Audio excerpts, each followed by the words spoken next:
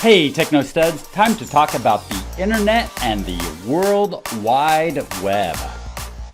In this video, we're going to be talking about the URI versus a URL and how we address certain resources. Then we're going to get into HTML and just take a glance at what HTML is. Then we'll talk about HTTP. We'll get into how to make HTTP secure. And then we'll finish things off with just a brief note about certificates.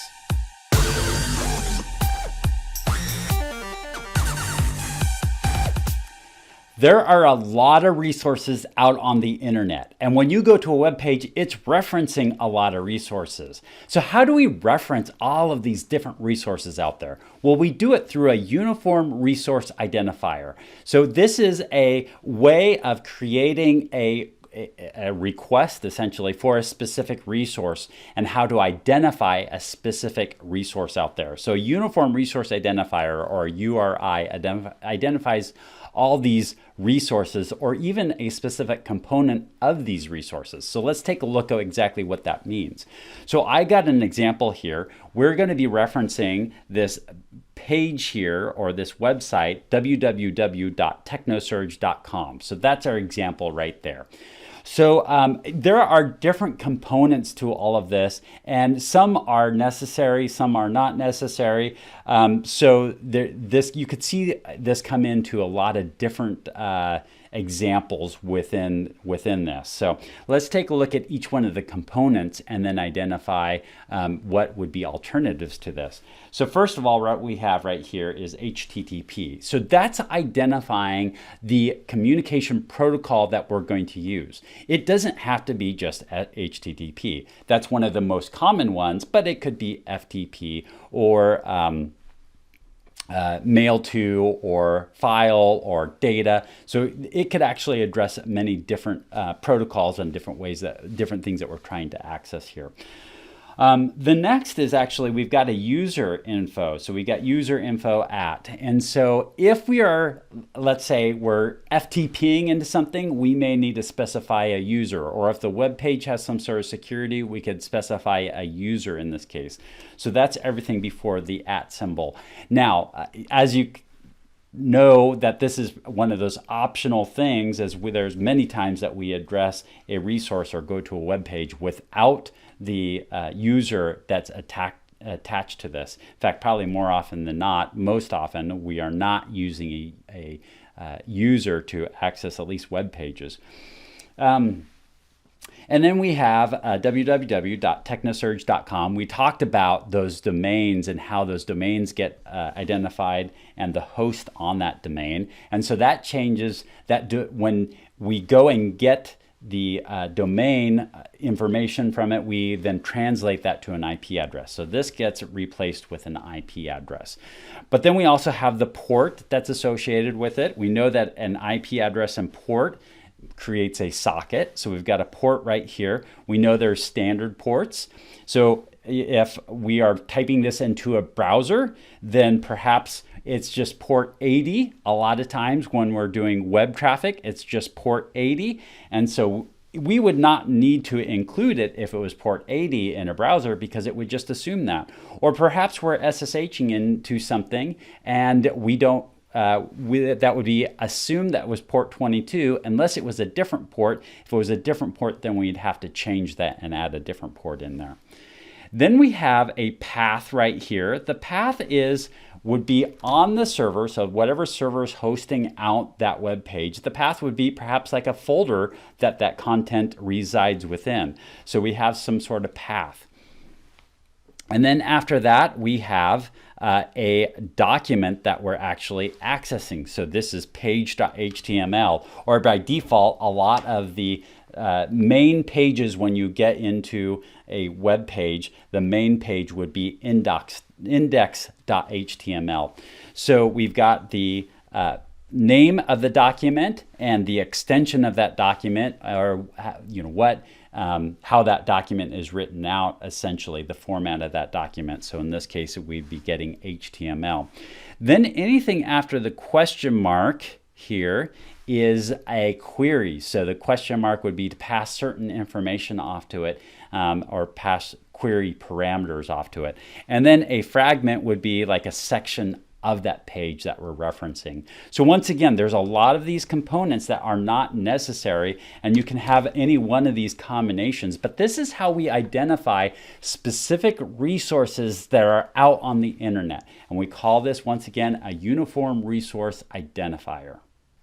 Now, you may not hear URI used as much as URL. So what is the difference? Sometimes we use the two terms interchangeably. So sometimes when you hear somebody use the term URL, they could be referring to the URI or vice versa. The URL is just a subset of the information that's found in the URI. So here we have the protocol and the domain host, the domain and the path, and the resource itself. So this is what makes up the URL.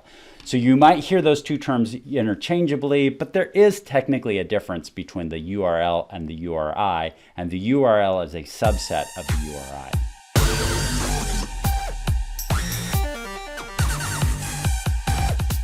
Now, I also want to make another point here, and that is with HTML. You've probably heard of hypertext markup language, which is what is constructed in a web page. It gives the instructions to the browsers on how to display something.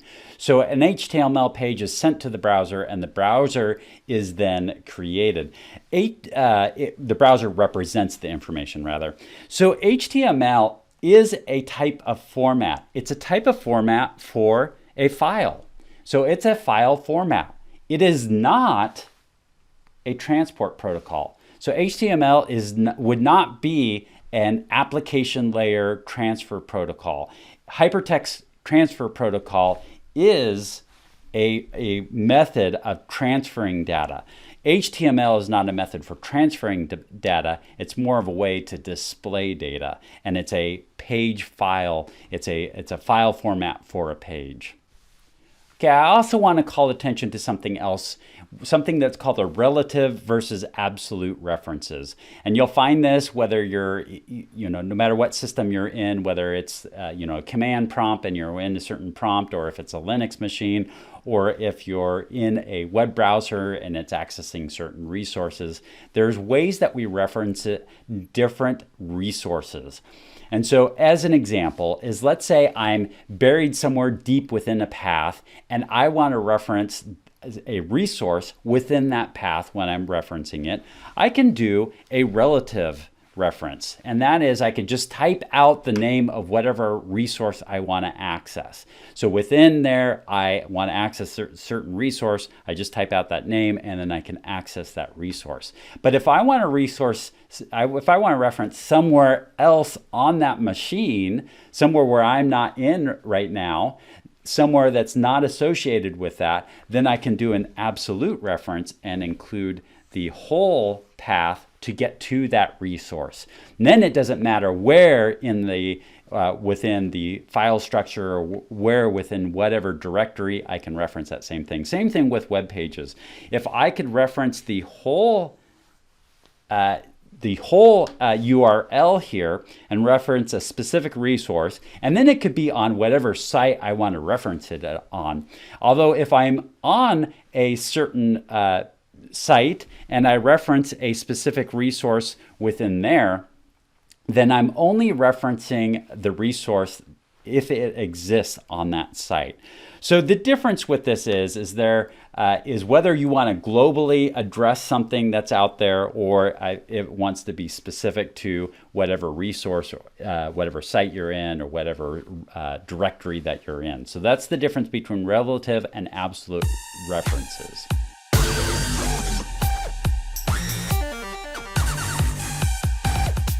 All right, so let's get into Hypertext Transfer Protocol. As we said, this is a layer, application layer protocol that's used to transfer resources back and forth. What does it look like? Well, we already talked about the URI that references a specific resource and even maybe a specific location on that resource. And so we use this URI or URL to get to these different sites. And then HTTP is the protocol that is used to go and get that information or download that information or display that, get it to your computer so that way it can be displayed.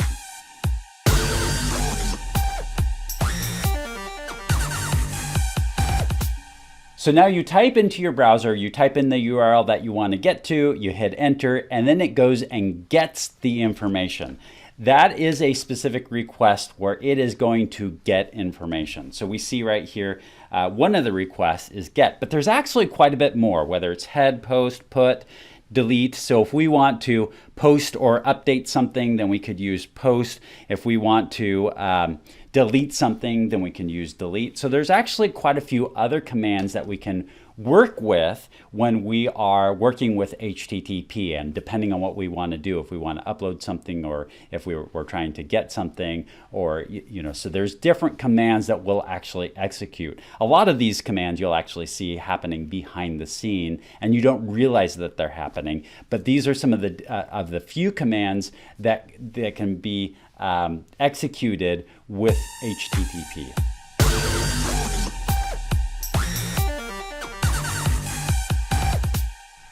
All right, so you've typed in www.technosurge.com, typed it into your browser, hit enter. It goes and gets that information. It's doing a get request to get that information. And let's say it's loading the index page up. So index.html is coming back to your browser and it's getting loaded up into your browser so you can view the site. You can view the main page on that site. And so what you've done is you're successfully getting that page.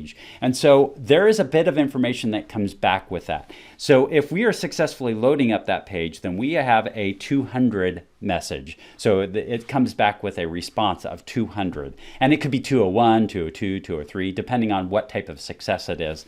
But this is we're just representing it as a 200 error 2XX, meaning that you are successful with loading that up.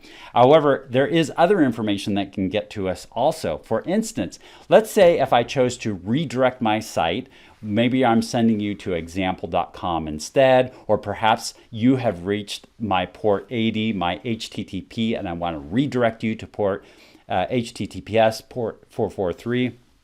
I send a redirect, and that could be an absolute or a relative redirect, and I'm sending you to another page or I'm sending you to another site.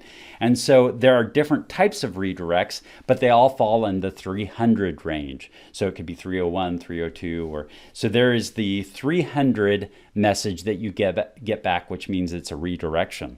If you get a 400 error, like a 404, that means it's a client error. Like maybe you tried to access a page that just doesn't exist. Well, then you're getting a 404 error that page doesn't exist. So that's a client-side error.